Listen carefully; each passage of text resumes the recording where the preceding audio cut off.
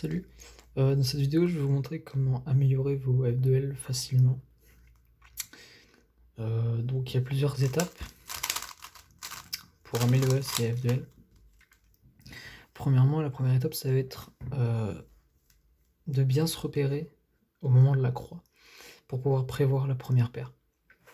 Donc c'est très bien. Là par exemple je peux voir que j'ai une paire et que ici il y a le bleu de déjà mis. Ce que je pourrais faire, ce serait peut-être pas le plus optimisé, mais je pourrais simplement mettre le orange ici, mettre le vert, me mettre au niveau du rouge, protéger la paire, mettre le rouge. Et voilà. Et j'ai conservé une paire. Bon, il y en avait une deuxième qui s'est créée. Là, j'aurais pu faire ça. Ça m'aurait mis les deux. Deuxièmement, faut pas faire les paires en fonction d'algorithmes. Faut pas apprendre des algorithmes. Par exemple, là, il y aurait plusieurs algorithmes, mais le plus optimisé dans ce cas-là, ça aurait été de faire ça, qui est beaucoup plus rapide. Ici, celui-là, on peut faire un algorithme. Ça reste le plus rapide. Donc, pour revenir là, ici, j'ai aucune paire, mais il va falloir que je prévoie une paire. Donc ici, je vois que j'ai le vert et orange, et qu'elle est là. Donc tout simplement, ce que je pourrais faire, c'est me mettre le rouge, sachant qu'il est là, mettre le vert,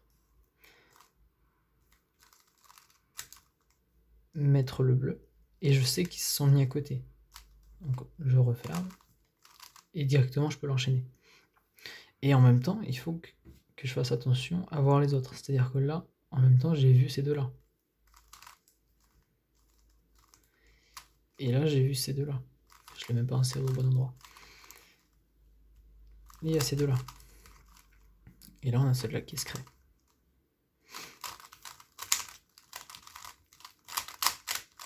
Voilà.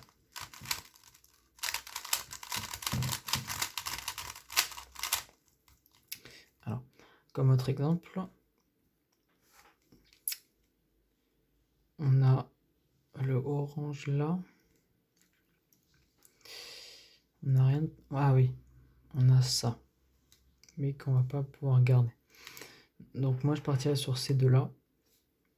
Donc je pourrais mettre le orange, mettre le bleu. Ça le sépare, mais tant qu'on retient où il est, c'est pas grave. Mettre le rouge et mettre le vert. Mais ils sont toujours là. Du coup, petite rotation. Qu'est-ce que j'ai fait? Bon, bref. On a retenu où ils étaient, c'est le plus important. Comme ça, on peut rapidement enchaîner. Et en même temps, on a vu qu'il y avait celui-là et que l'arrêt est là. On voit même sur le côté que ça me donne ça, qu'on peut résoudre avec des ascenseurs. Et j'ai vu celle-là. Petite rotation.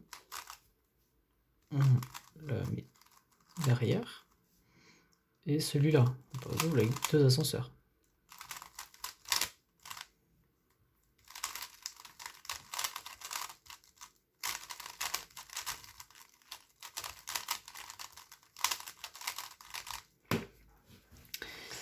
Alors, il y a d'autres méthodes, enfin pas méthodes, mais d'autres conseils, c'est de le faire rapidement. On fait rapidement la croix sans regarder, et après on va le faire en slow turning. C'est-à-dire qu'on va tout faire lentement. Au lieu de faire une solo, je serai comme ça. Là, je me mets comme ça et je fais. Tant que j'observe bien. C'est-à-dire que là, j'ai ces deux-là. Au lieu de faire de cette rapidité, on fait rapidement comme ça. Enfin, pas rapidement justement, mais on a le temps de voir ce qui se passe. Et du coup, j'ai eu aucune pause, ce qui me permet de faire quelque chose de beaucoup plus rapide. En fait, la partie F2L, ce qu'il faut améliorer, c'est le look ahead, c'est-à-dire voir ce qui est autour. Et avec le slow turning, ce qui est bien, c'est qu'on nous entraîne à voir tout.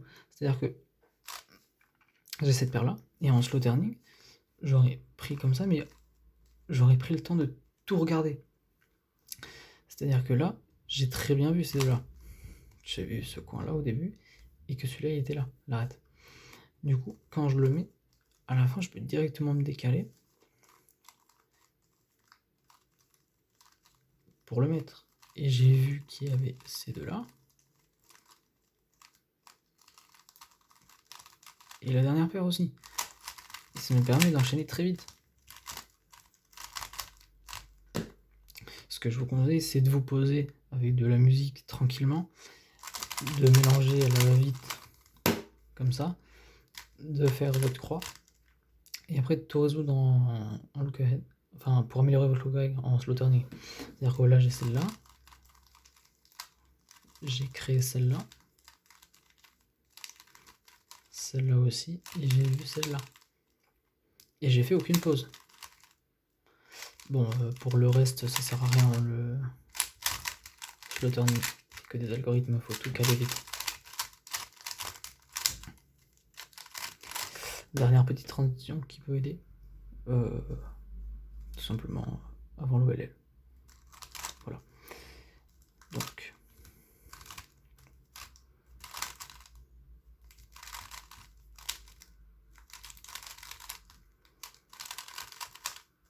Voilà, donc j'ai ma dernière paire.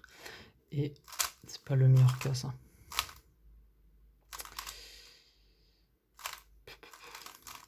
Voilà.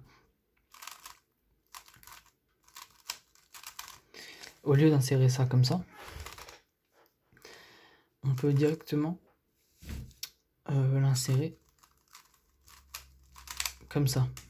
Ce qui nous donne une OLL de la croix et qui nous permet d'aller plus vite sur le reste du cube. C'est-à-dire que là, par exemple, je peux faire une oh, je sais plus parler. Je peux faire une COLL grâce à celui-là, comme ça. Du coup, j'ai un cas encore plus simple. Et tout ça, c'est des petites choses qui font que la résolution est plus rapide. Donc là, comme ça, j'ai eu celle-là.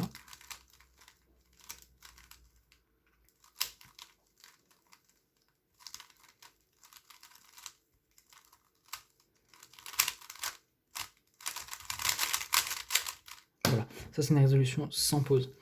Mais en pratiquant le slow turning, ce que je vous conseille vraiment de faire, ça va vous permettre de plus faire de pause. C'est-à-dire que quand vous ferez une solve normale, vous vous rendrez même plus compte que vous faites du slow turning.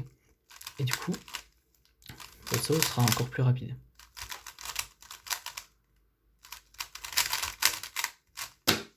Voilà, donc en tout cas, j'espère que cette vidéo vous a plu, blablabla, et tchuss.